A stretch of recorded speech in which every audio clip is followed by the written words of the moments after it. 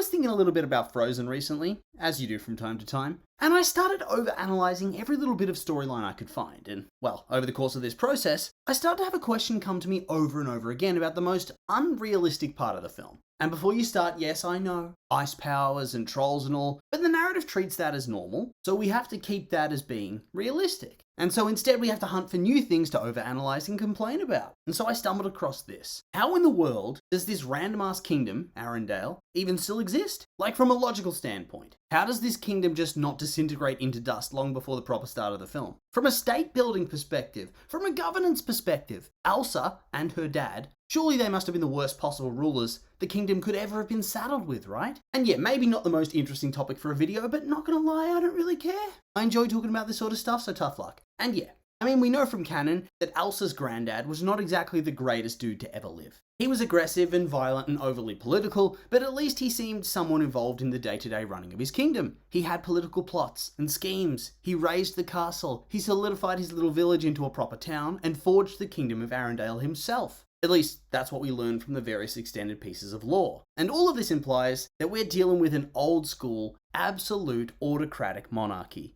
All the power is given to one dude to use as he sees fit, and that dude is the king, or the queen in the case of Elsa, and then Anna.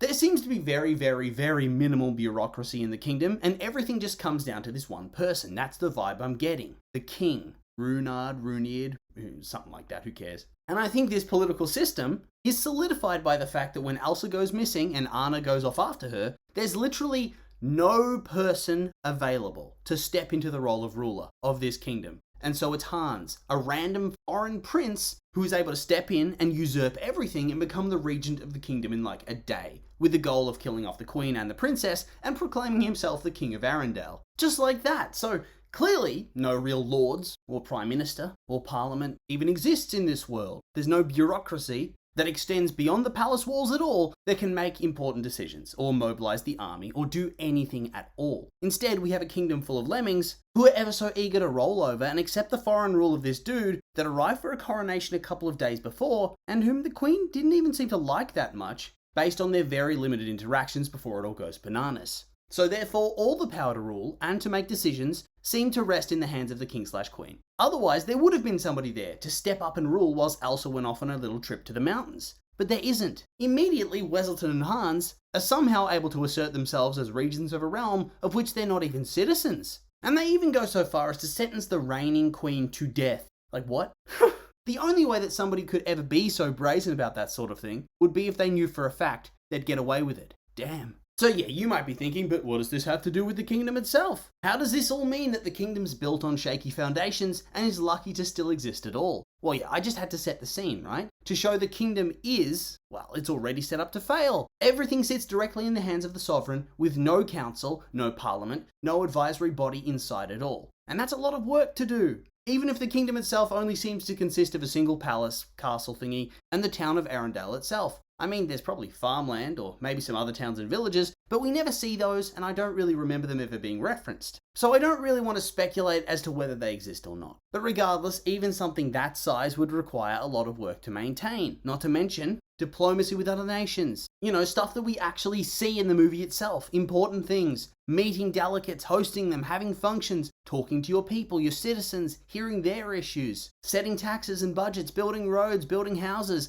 all of that sort of stuff. You know, things that actual real-life councils do. I mean, nobody wants angry peasants lurking outside your castle because they have no food or houses, right? Know what I'm saying? And this really brings me into the crux of why it surprises me that everybody's so happy to still be ruled by Elsa at the end of the day, and then by Anna. Because it seems like the kingdom has only survived through sheer dumb luck. As I've previously outlined, we have a fairly flimsy system of government that's held together by sticky tape and dreams. A system that really does rely on the key executive figure to hold everything together, which works for a time. I'm sure it does. First we have the granddad, you know, the really ruthless and violent one that battled the natives in the woods. And then apparently, according to the extended lore, after he got himself killed in the battle we see in Frozen 2, a regent then rules for his son until he comes of age and takes control fully. And now we're talking about Elsa's dad. That's the character we're dealing with at this point. And that's all well and good, he's a fine king as well. There's always somebody ready to steer the ship. But then we have the birth of Anna and Elsa, which is eventually followed up by Elsa developing her special ice powers, which in turn leads to her accidentally zapping her sister and freezing her heart, which requires treatment by the magic rock trolls, and pretty much kickstarts the plot of the first film. We know all of this. This is just from the movie itself, but that's not what I'm interested in. No, I'm interested in the small fact that it also kind of kickstarts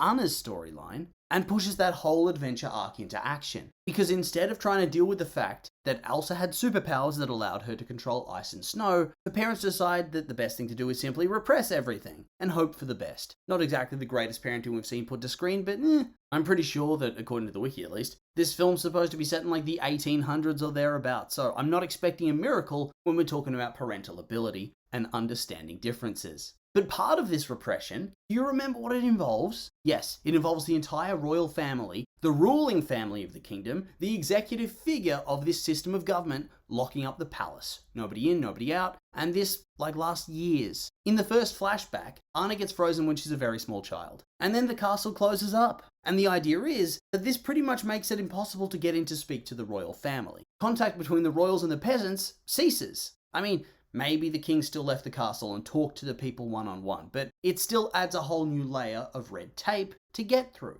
And also, I feel like the film really just does imply that they spend a whole lot of time trying to find a way to understand/cure Elsa's condition, culminating with their doomed voyage where their ship sinks. And say, let's be generous, and we'll say that he was still involved in the day-to-day rule of his kingdom, but now it has to be to a lesser degree, because he's locked up in his palace. If not, you wouldn't be barring the gates to your castle. It wouldn't be such a big event when they get to see the royal daughters again, right? But then he goes off and he gets himself killed. Bad luck, mate. Maybe if you taught your daughter to accept herself, this wouldn't have happened to you, but oh well. And so suddenly the dude's dead, king's dead, he's gone. And his daughter is in command, supposedly. And so she's needed to rule over everybody else. We see this in the film. There's nobody else to take over. But how? The film makes it clear that she's a shut-in that never leaves the castle. So who's governing the realm? How is the realm so prosperous and peaceful and happy? Why do the townfolk love her so much? How does anything get done at all? Do they just live in a state of anarchy? Does she send out decrees via carrier pigeon? Does nobody think, maybe we should start electing our own leaders and screw this queen who does not give a shit about us? But no, nothing seems to go wrong. Everything couldn't be better. Life is great in the Kingdom of Arendelle, and it doesn't really make much sense. And then she does get crowned, despite the fact that she would have no leadership experience and no idea of how to run things, you'd have to assume, and the people just accept this. Oh yes, now you can make all the decisions, even though we seemingly have been governing ourselves all this time. And I mean, of course, this has happened in real history. There were some definite smooth brains that inherited the throne in a bunch of European countries in the 1800s, no doubt about that. But spoiler alert, a lot of them got violently overthrown by the people. Surprise, surprise. So already I feel like that could be in her future. But then she goes and unleashes a snow apocalypse, a cold snap that I guarantee killed a lot of people. Let's be real. And yeah, she fixes it, but this was pretty much the worst case scenario her dad was scared of, wasn't it? And on top of that, her actions almost had the throne usurped by random foreign nationals. And nobody in the kingdom seems to care. They know she did it. People saw her unleash the snow. This feels like a worst case scenario, and yet she rules and succeeds and thrives, and the kingdom loves her. She's beloved by all. And then she leaves to become an ice spirit fairy lady in the woods,